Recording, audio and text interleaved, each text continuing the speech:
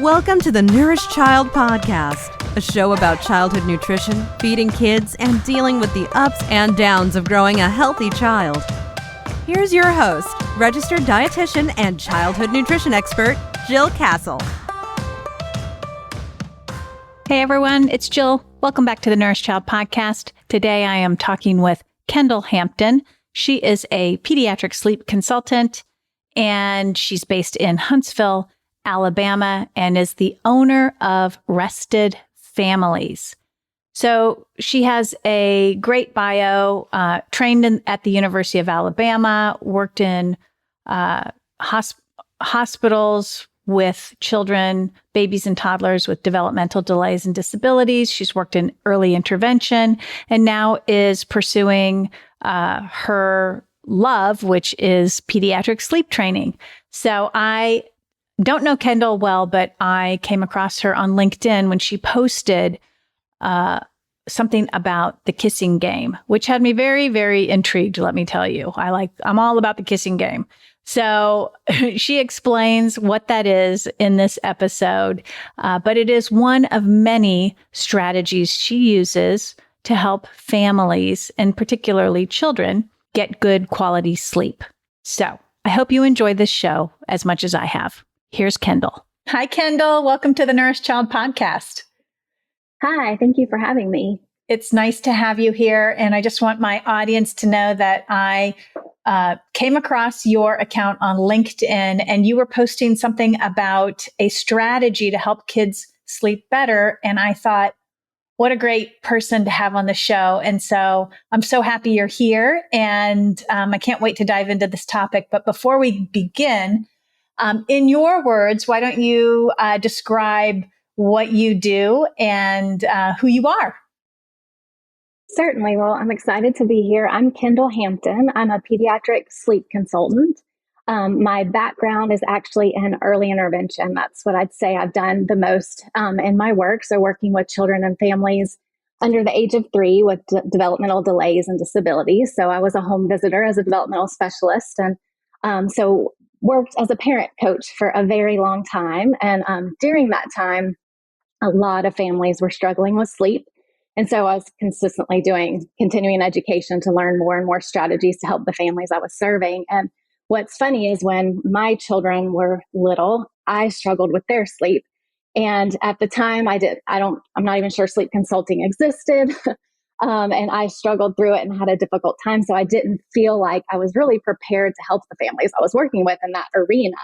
So I was constantly researching and taking classes and, just doing all I could. And I eventually went through a certification program because I found out that when we'd address sleep, these children, it was such a huge impact, not only in the kids and their mood and behavior and the way they would catch up developmentally with their skills, but also the parents were so much more well rested. And I felt like the family dynamic, the bonding, the interactions they had together were more quality, and the parents were more rested and had really the energy to work on all of our goals that we were working on in early intervention. And so it just made a huge difference. So I got where I'd usually ask parents at the beginning, how's sleep going? And see if we needed to work on that, because I felt like it was so fundamental, and it was like kind of a stepping stone for everything else that followed. Yeah. And so that's why I came so passionate about that. And so about a year ago, I started a sleep consulting practice of my own as kind of a side job to do in addition, because I just loved helping families and wanted to be able to dig deeper with those that needed more support. Well, that's awesome. I know sleep is so important. This book that I have coming out in August, there's a whole chapter on sleep and it is like the second chapter. I do 8 pillars of wellness. It's the second pillar of wellness, for the very same reason that you just said. It is so fundamental.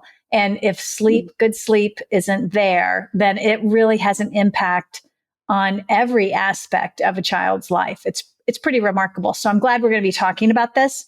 My first question for you is really around, sleep problems seem to be increasing amongst children. I'm curious as to why you think that is. Sure. Of course, I can only speculate, but I do know that there's a percentage of children that have true sleep disorders.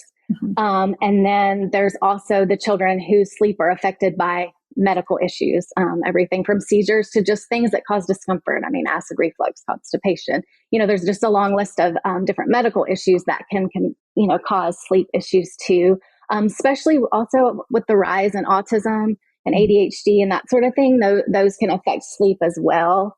But besides the medical component, I think why we see it so frequently too is just the routines and habits that families have aren't always conducive to sleep. That paired with sleep associations that children develop and parents may not realize. So there's a lot of factors that are making it difficult to sleep. And I'd be happy to dig into some of those if you'd like today. Yeah, I would love to know, because I mean, I know in my research, children with sleep apnea is a big one. And that correlates a lot with children who carry extra body fat tend to have more risk for sleep apnea. And that certainly interrupts sleep, right? And Definitely. Yeah. I know I always screen for that, because if a parent says their child's snoring, mouth breathing, gasping or anything at night, I'm like, oh, we need to go, please talk to your pediatrician and let's rule this out, because that is a common sleep disruptor. Yeah.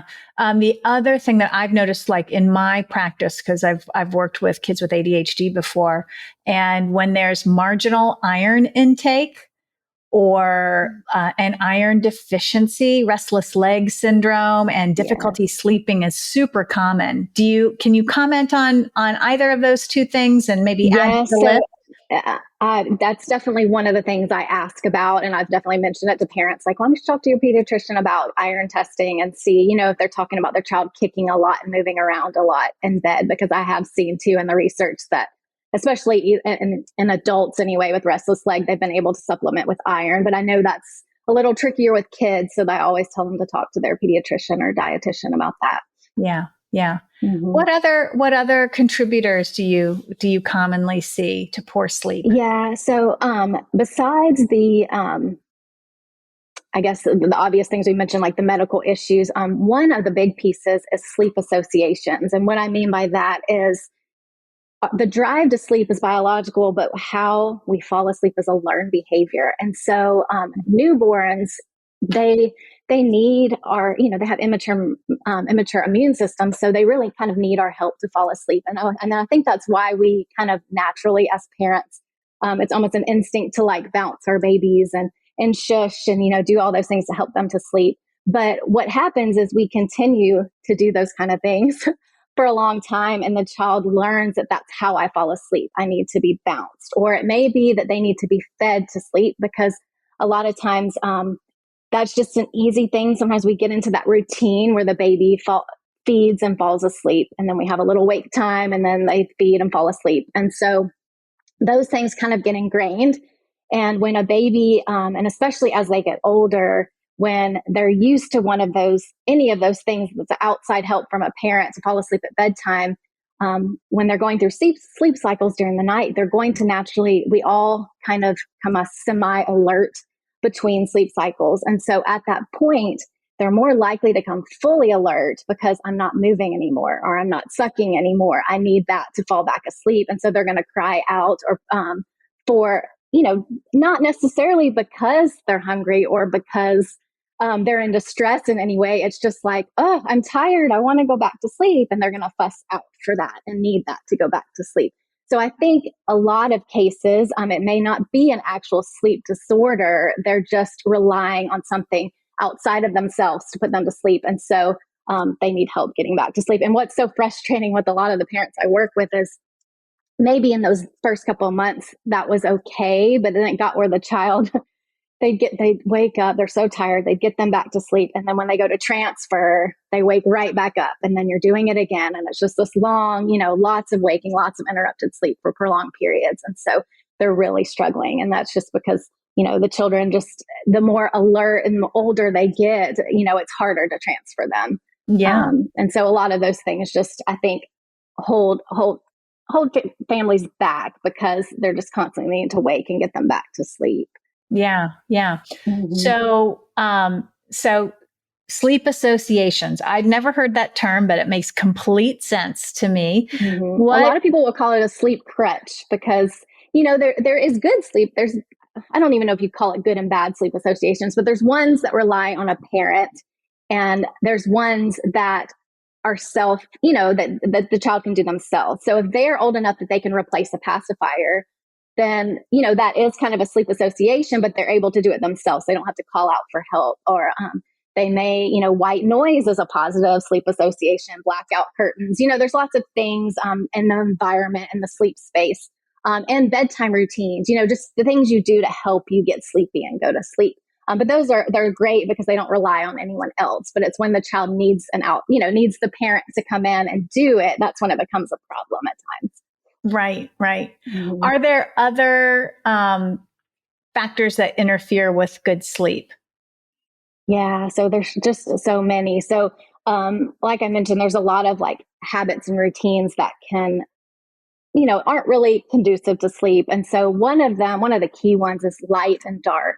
Mm. So, if we're keeping the lights on in the evening, we're looking at screens, TV, tablets, all that kind of stuff, then the body is going to think it's still daytime. And so we all have that sleepy hormone melatonin that's decreased at night to help us sleep. And so that's going to prohibit that. So that one thing is the light and dark. And so I always encourage families to, get out in the sunlight during the day or open the blinds if you're not going outside, and then dimming those lights in the evening and turning off the screens is, I've heard 1 to 2 hours before bed. I kind of meet families where they are. If you can, even 30 minutes, I know that they're just part of our life now, but trying to limit that can help. And some children are a lot more sensitive than others when it comes to light. Mm-hmm. And then also, I think exercise plays a role. If a child's not getting enough exercise during the day, they're not having a lot of sensory experiences, then they can have a hard time winding down and calming down at night. And they also may be seeking some of those sensory behaviors at night, or sensory, it can be sensory seeking or seeking one-on-one attention, that, attention seeking behavior. So if that parent hasn't had much time with their child during the day and it's been busy, that can lead to some of that bedtime resistance that those issues we have at bedtime. So that's another one too. But really, even the schedule the family's on can make a big difference. So if the child is napping too much during the day, or maybe napping too close to bedtime, that's going to either make bedtime difficult or cause night wakings or early wakings in the morning. And not getting enough sleep. So there's both ways. If the child's not getting enough sleep, which is most commonly what I see, they're chronically sleep deprived, and it causes stress. I mean, the body's under stress because they're not sleeping enough. That cortisol is a little bit elevated. And so it makes them kind of wired, and it can make you kind of ADHD-like and hyper and hard to go to sleep.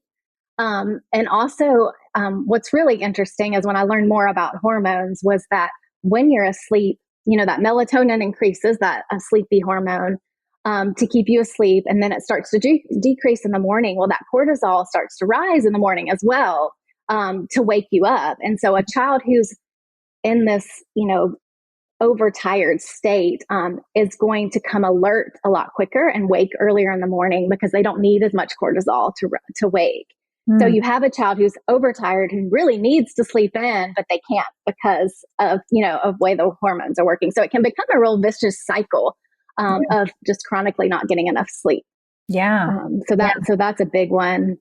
Yeah. And really, I usually suggest waking a child at the same time every morning too. I think that really helps set the day and set the sleep-wake cycle. Because if they have a consistent morning wake up, they're more likely going to get on a consistent nap time if they're still napping, and bedtime. And it's easier to fall asleep at those times because the body's just used to it. Yeah. So I really think that's a helpful strategy too. Kendall, does food have any impact on whether kids can get to sleep or not? I think so.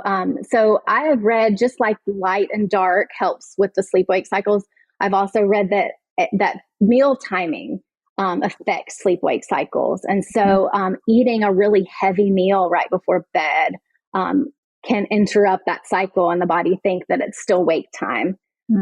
So that can be a problem. So, and it's okay. I think sometimes it is helpful to have a light snack before bed, but just staying away from those real heavy meals. And I was going to ask you too, as far as diet is concerned, I usually will urge families, to, I'll let them know a snack is okay, but they might want to avoid certain foods. And so I just want to see what your opinion on this is. So I've always heard that high glycemic foods right before bed can mess with blood sugar, and that could cause wakings.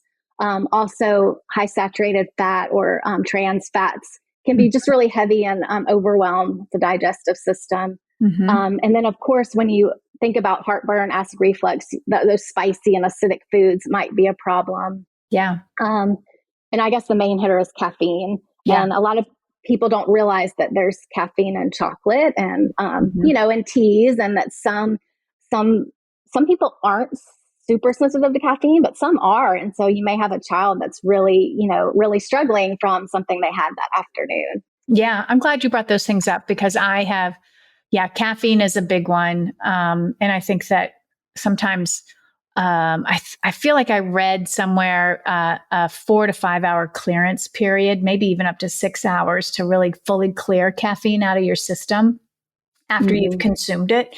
So like, I think of those teenagers that are drinking, iced coffee drinks all morning, and then they go after school and they get more iced coffee drinks. And it's like, that's a lot of caffeine that I don't think they're fully clearing by the time it's bedtime. Yes, kids who have reflux, you want to stay away from spicy foods, high fat foods.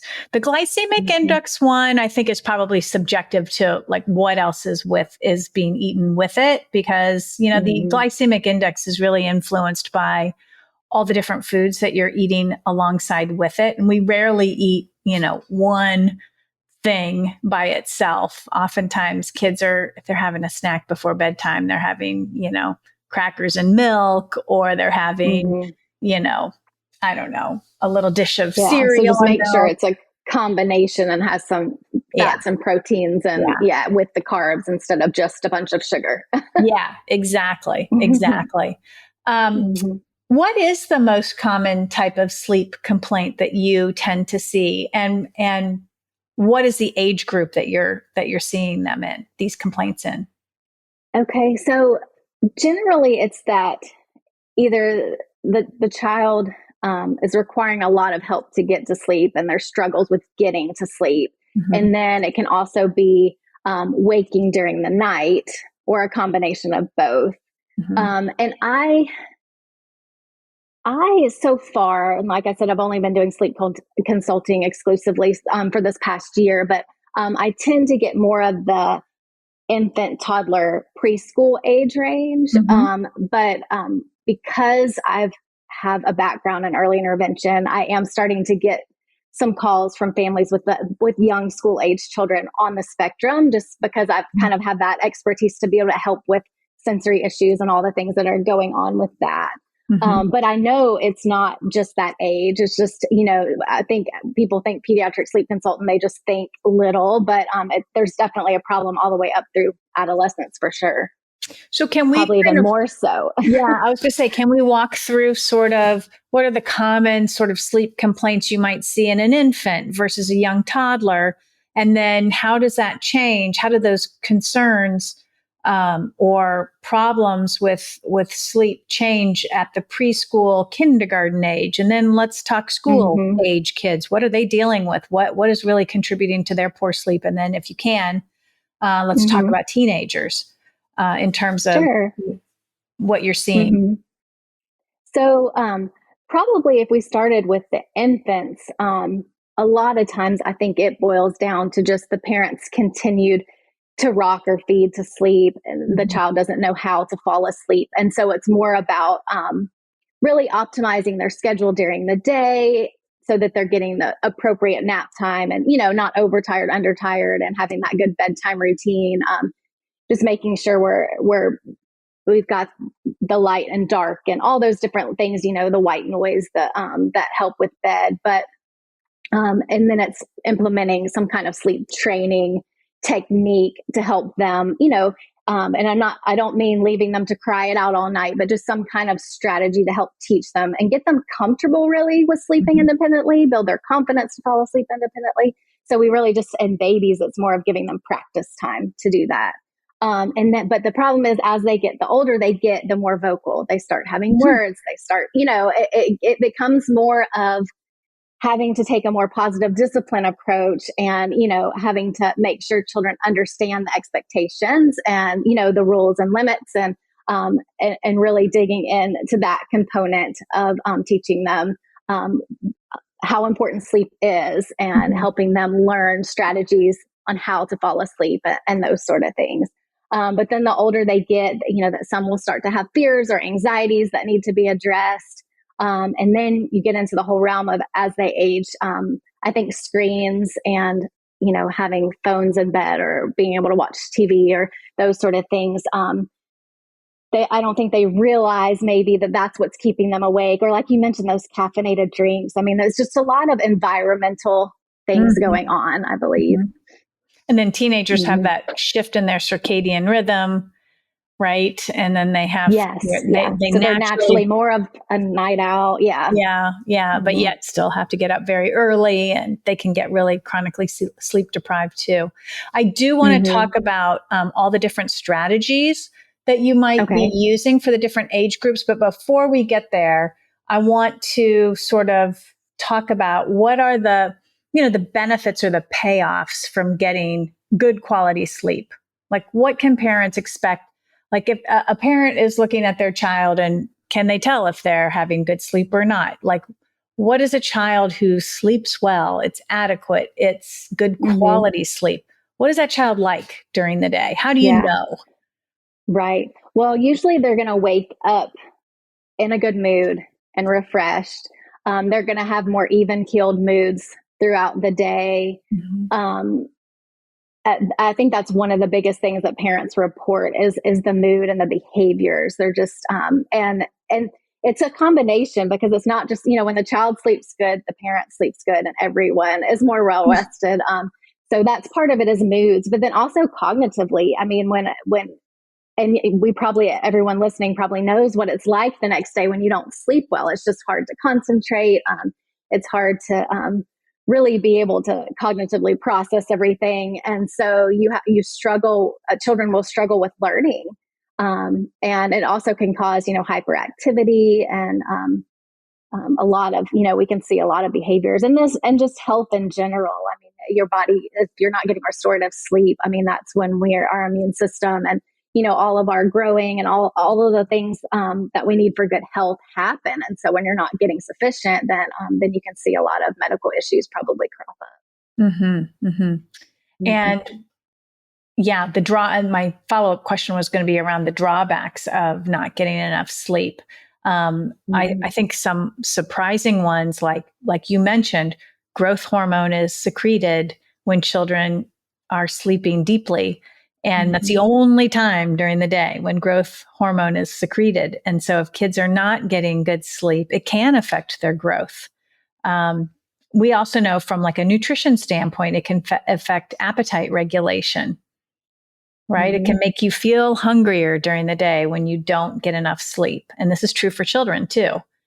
So it has so many impacts on, I spoke with one researcher, a sleep researcher from Montana State, and her research has found that lack of quality sleep. So she was sort of not looking at the time or the amount of time that a child was asleep, but she was looking more at the quality of sleep. And she found that the behavior during the day mimicked ADHD. Like, it was really hard to be able to discern a child. It was hard to the behavior looked like ADHD, even though the child doesn't have ADHD necessarily. they appear to have ADHD because of the behavioral changes that lack of sleep and causes. that's what I was seeing in early intervention too, quite often. So we'd be wondering, because when you're working with a child under 3, it's all kind of like, could this be, you don't usually get an ADHD diagnosis that young. Sometimes you do get an autism diagnosis, but we're kind of in that like, could this be, could this not be? And it is surprising that some children, that we're kind of like, I don't know, it might be, it might not be. Once sleep's under control, all of a sudden, some of those behaviors aren't there anymore. And so yeah, it is hard to figure out. So if you can get the sleep under control first before testing for some of those things, it might rule out some of that. So yeah. So as a pediatric sleep consultant, what's your typical client interaction look like? What are the goals that you might have for a family who's got a child who's not sleeping well? And how do you go about meeting those goals? Sure. So usually I have a online assessment that I do just to learn as much as I can background wise about their, daily routines, their evening routines, what they've tried and haven't, and that sort of thing. And really just find out from the parent. It's very parent driven. I want to know what their goals are and what they would like for their family, what their parent, I guess, what their preferences are as far as how they want to parent and what they feel comfortable doing. Because I don't give a prescription of, okay, I think you should try this sleep training method or that sleep training method. I really try to educate them on what's out there, and what I do kind of make assumptions on, like, depending on what they've told me, this might be the best fit or this might, but I give them all the options and let them know how long it's going to usually take, what kind of reactions the child might have, so that they can determine what they think would be best for their family. They know their child the best. They know what they can handle as far as what their comfort level of what not to do. And so we kind of really talk through that. But we don't just do the sleep training part. We really have to set the family up for success so that sleep training method will work. And so we kind of start with the morning time, that wake up time, and what a good nap time routine would be. Making sure they're getting in that exercise, that sensory activities, the one-on-one time. We talk about the light and dark and just all the different components of day. And then getting into this wind down time of dimming the lights and, just having a quieter tone, not as stimulating activities. And just setting up a good bedtime routine so that child will have some consistency and know that bedtime's coming. And so we really just optimize that, and then talk through the sleep training and any kind of outcome that could happen, especially when they're older. What if they react this way or this way? And so the parent just really feels ready and confident about getting started. And so I just kind of coach them through that whole process, and what to do about night wakings too. And with older children, with babies, we can just kind of do a sleep training method. But when they get, older toddler age and up, you really can't. Just springing it on them usually doesn't work so well. So you need to prepare them ahead. That might be having discussions with really, with wording that child, that particular age is going to understand. You might be role playing or play through with a doll so they know what to expect. And think about incentives and talking about, you might look at sleep books or make some kind of social story about their sleep routine and what's going to happen. And quite often we pull in family or friends to kind of rally and bring in that support and excitement about, being a big boy or girl who's going to sleep in their own room and stay in their bed. And so it's kind of a lot, it goes throughout the day and through the night. But fortunately, after we prepare for it, we get ready. Usually the process is not very long for sleep training. So depending on if they pick, if the parent chooses a particular method, let's say like the chair method, where we're slowly, we're staying by the bed and we're slowly moving out over the couple weeks, that can take a while. Or they may choose a method that is done within a few days. And so I've had a lot of families that are just shocked that they're like, I was worried about this. I put this off for so long. And now here we are 2 days later and my child's sleeping. through the night, Can you describe one of those methods? I mean, I know you mentioned the chair method, but like, Yeah. what is like a really fast method that parents might be shocked to find out could be effective? Okay. So you may have heard of, sometimes it's called graduated extinction, or I've heard it, there's the Ferber method you may have heard of. The one I like to use. Yes. And that's what my pediatrician told me when my now 19-year-old was a baby. Oh, to do the Ferber method. And I completely failed with it. I just, there was a lot of things I didn't know at the time, but my husband and I both, we listened to that crying and we just couldn't handle it. But I know a lot more now to where I would have done a whole lot better if I had the knowledge I do now. But basically, so the method I like that's similar to Ferber is just picking one set time, like whatever the parent's comfortable with. So maybe we went with 10 minutes. After that calming bedtime routine, the child is put down to go to sleep. You say goodnight, you leave the room, and you set the timer for 10 minutes if they start fussing. And you listen. We're not ignoring. We're actually listening to see, are they just distressed for a minute or two? And then you start to hear, oh, maybe it depends on the age, but maybe they start sucking their fingers, or they start playing with a blanket with their fingers, that's soothing, or, their sleep sack or something. Or maybe they start, there's so many soothing techniques that children will adopt. And so a child just needs space to learn what that is. So I've had some kids that may flop their legs on the bed over and over on that mattress until they fall asleep, or rub their head back and forth. But they all figure out some way to soothe to sleep. Yeah. And so you just give them time to work on that. But if at that 10-minute mark, they're still fire alarm screaming, then we go in and reassure. And this isn't to reassure or calm them down completely. We're not trying to get them back to sleep. It's just to let them know, I'm here. You're okay. I love you. It's time to go to sleep. Maybe a little pat, maybe wipe tears, but it's just a quick interaction, and you leave the room. Mm-hmm. And so you're giving them time to practice and develop that soothing technique that's going to be unique to them so that they can fall asleep. And so what's different about the check and console is that if they start to calm down, if you start to hear the start and stops, or, you notice maybe they're moaning instead because that's helping them fall asleep, then you restart the timer, because you don't want to go in. The last thing you want to do is go in while they're starting to develop that technique and they're starting to calm down, and then you've stimulated them and and most likely they're going to get mad because you came in and you didn't pick them up because they wanted you to pick them up and do whatever you did before. And mm-hmm. So you restart that timer and you give them more time. And so you just go through this as long as needed until they fall asleep. And you can restart it during the night. But the key there is, a lot of kids, if they've gone through that process at bedtime, when they wake during the night, they're familiar with it. They've already kind of figured out a way to fall asleep. And so if you can hold out at least that 10 minutes or whatever that time frame is you decided on, or if you can go to 15 to 20, I know that sounds hard, but they usually go to sleep on their own without you even having to interfere. Mm-hmm. And so that's what shocks a lot of families. It's like, oh my gosh, like I had no idea. If I had just waited a little longer, they would have figured it out.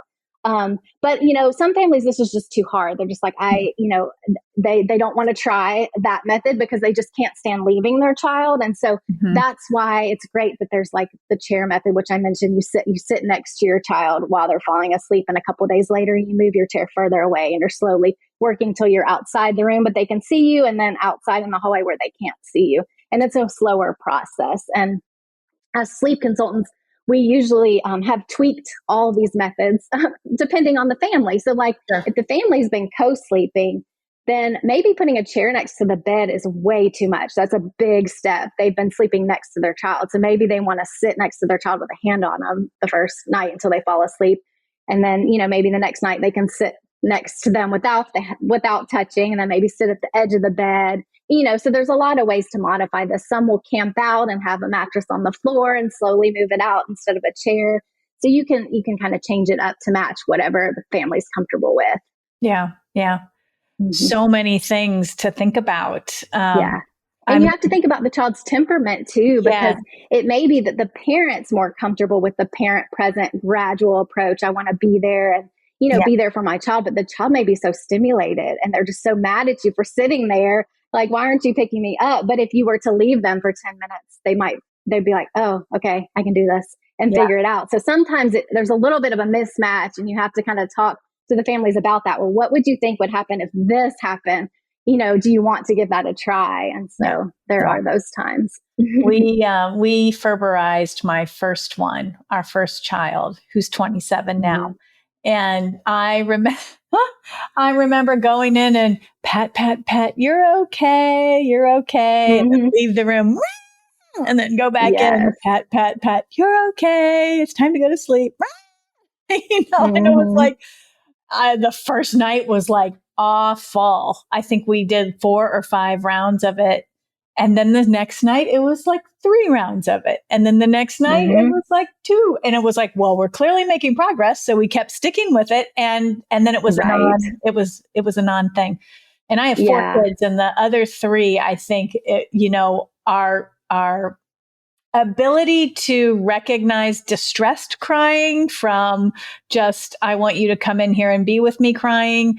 We were able to recognize that. And it just wasn't as difficult with the other 3 kids. I had thumb suckers too. And everybody had like their little animal pal, whatever, a bunny or, a piggy and that was a comfort to them.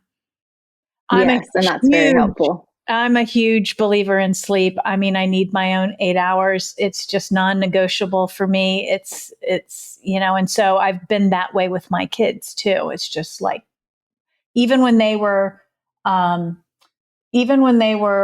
in grade school, but preschool, kindergarten, and they were out of naps, I used to have them have lay me down time, which would be like an hour, 45 minutes to an hour of you're in your room on your bed. You can read a book, you can play with small toys, but we're all resting. And that was a really good thing. I think it's really helpful, especially when children are starting to drop the nap.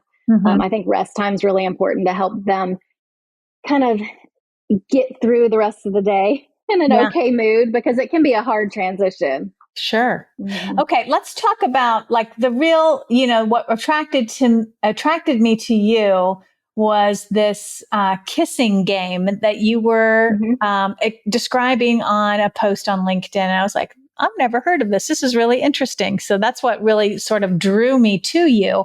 And I would love for you to explain, I mean, these are different strategies to help children build confidence around sleeping by themselves.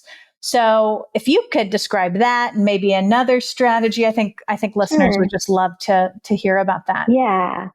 So the kissing game is one of my favorites because it's just such a sweet way to build a child's confidence to sleep independently. We're not, you immediately think of like leaving your baby to work through it and returning, like we talked about, or the chair method. But the kissing game is more for an older child, maybe that's in their own bed.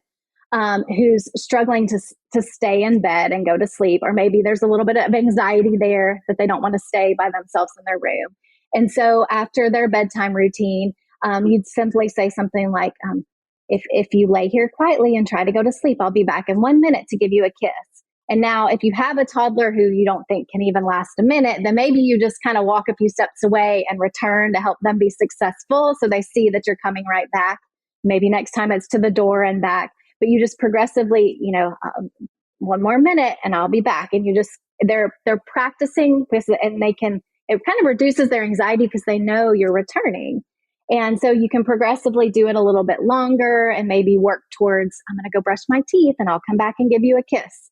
And work on that and slowly lengthen that time away until eventually they relax enough that they fall asleep. And then you can, praise them the next day. And it's just a great way, to build up that confidence at bedtime.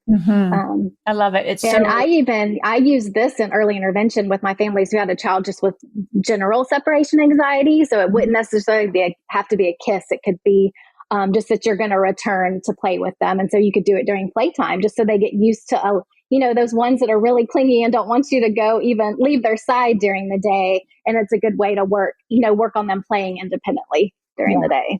Yeah, I love it because it's a loving reassurance. And, again, depending on the child's temperament, some kids need that. They're more sensitive and they need that frequent connection to feel secure. Well, another good one, it's called the bedtime pass. I don't know if you're familiar with that, but it's been well studied. But you give a child just, y'all can make it or you can print something out, but it's just a card, like kind of a get out of bed pass. And it doesn't have to necessarily be get out of bed, whatever y'all's routine is. And so maybe it's just a pass to get a visit from mom after bedtime. Mm-hmm. But this is great when a child's kind of stalling at bedtime, can have a drink of water, I need to go to the bathroom, can I blow my nose, all those different things. And so they have a pass that allows them to get, to do one of those acceptable things or to get a visit from mom or dad. But they have to submit that when they're done with it, and then they don't have any more. And so if they get up after, then you would just return them silently. Maybe you'd say a quick, like, no, it's time for bed. And, you avoid conversation. There's, and this is called the silent return method, but you'd shift to that. So you're not wanting to argue or scold or anything like that. It's just a very matter of fact, it's time to go to sleep, and you usher them back and they're not getting any of your attention. And so initially what they'll do is they'll try it out and they'll use that pass, and then they'll try getting up without a pass, and they'll, just testing to see, is mom and dad serious? Are they really not going to give me attention after I use up my pass, And then they realize, okay, this interaction isn't fun. It's not really worth it to get out of bed, to be ushered back like this. And so eventually they start holding their pass and sleeping through the night because maybe I'll need it, and I don't know what's going through their head, but it's likely, for a child might be like, what if I have a nightmare, or what if it thunders and I want, reassurance or something like that. Mm-hmm. So they hold on to it. And so they did studies, and even 3 months later, children who were no longer using the passes were still sleeping well. So it's been, it's a really good strategy.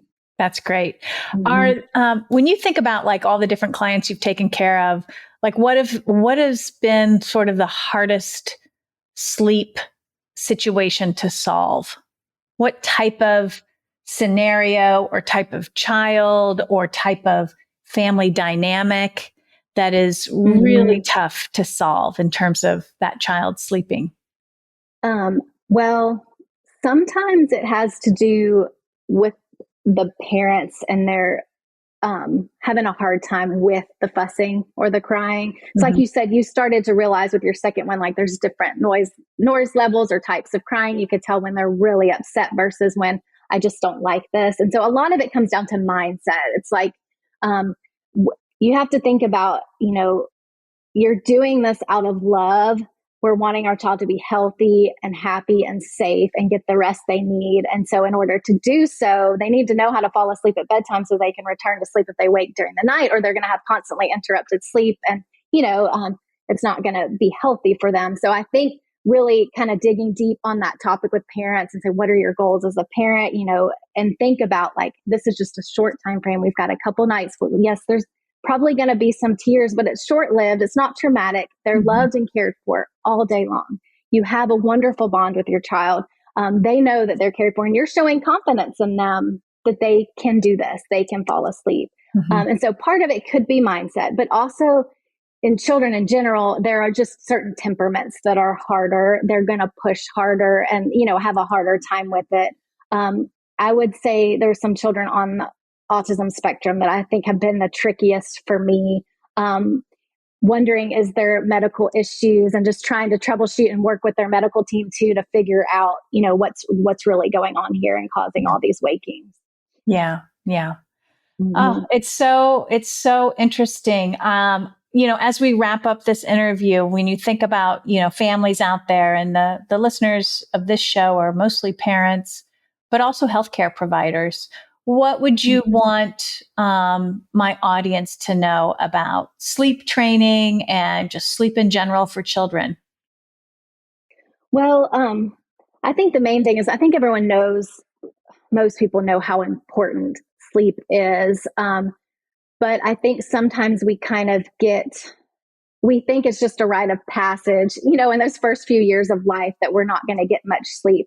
But in reality, that may be the case in those first couple months when there's, children have to eat during the night. And so you're going to have interrupted sleep. But children are capable around 3 to 4 months to start learning to self-soothe. And so we don't need to get in this rut of, constant wakings and attending to them. They are capable. And so I think it's just showing confidence them and figuring out what kind of technique you can use to help them learn to sleep through the night. There's a lot of negativity around sleep training. And I think that's just because people associate it with the full cry it out or extinction method. They think we're going to close the door and leave the baby to cry all night, and it's going to be this really traumatic event. But that's not the case at all. And so I think it's just really exploring that and looking at the research on true sleep training and not children that are neglected in an orphanage. It's hard to compare those kind of things. And so you really have to look at what studies and things you're looking at. But I just really want people to know that their child is capable. And there's plenty of strategies throughout the day and as far as sleep training at night that we can set them up for success so that they sleep well. That's amazing. So if people who are listening to this podcast episode want to get in touch with you and connect with you, Kendall, how can they do that? Sure. So I have a website. It's restedfamilies.com, and that's families with IES. And so they can go there. I do offer a free consultation call. So if they just wanted to hop on a call with me to tell me about their sleep situation, and I could let them know how I could support them if they're interested. I also have a free guide to easy bedtimes. And so this just covers some strategies, really some common parenting mistakes that can lead to bedtime resistance. And and how you can avoid those.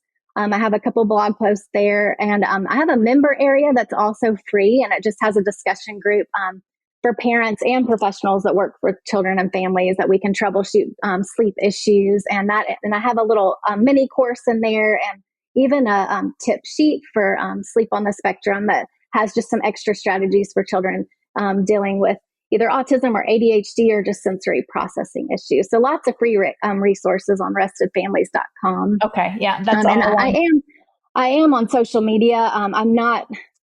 I post here or there on Facebook and Instagram and LinkedIn. Most of my time is going to my families. I'm not a huge everyday poster, but I do have some good resources there too. Awesome. Well, I will make sure and include your website address, as well as I'll look up the free guide and the member area discussion URLs and get those posted in the show notes. Wonderful. Folks, for those of you who are listening, the show notes will not be on The Nourished Child. They will be on my YouTube channel, The Nourished Child. That's where all the links will be posted. Kendall, thank you so much for coming on the show and sharing your expertise and your strategies, which I think are brilliant. And really appreciate you being here today. I appreciate you having me. Thank you so much. You're welcome. Well, folks, I hope you enjoyed that interview. Kendall was great. She has a lot of strategies to help you ease your child who might be struggling with getting to sleep, staying asleep, so that your child gets good quality sleep. It's so very important. I talk about it in my upcoming book. In fact, I devote a whole chapter to sleep. It is essential for all kinds of functioning, not just mood, not just learning, but also appetite regulation and growth. So it's super important. I'm so happy that Kendall agreed to come on the show today. I hope you enjoyed it. And that's going to be it for today, folks. You can find the show notes for this episode over on my YouTube channel. So just go to YouTube and search The Nourished Child. We have this live video of our interview, and the links for Kendall's website and her free resources will be there as well. While you're there, give me a follow, give me a like, or drop a comment. And please do the same over on Apple Podcasts. If this show means something to you and you enjoy what you're learning here, I would really appreciate a follow and a review. If you can take the time on your device, it's greatly appreciated. I'll see you in a couple weeks. In the meantime, give that child in your life a loving squeeze today. Bye for now.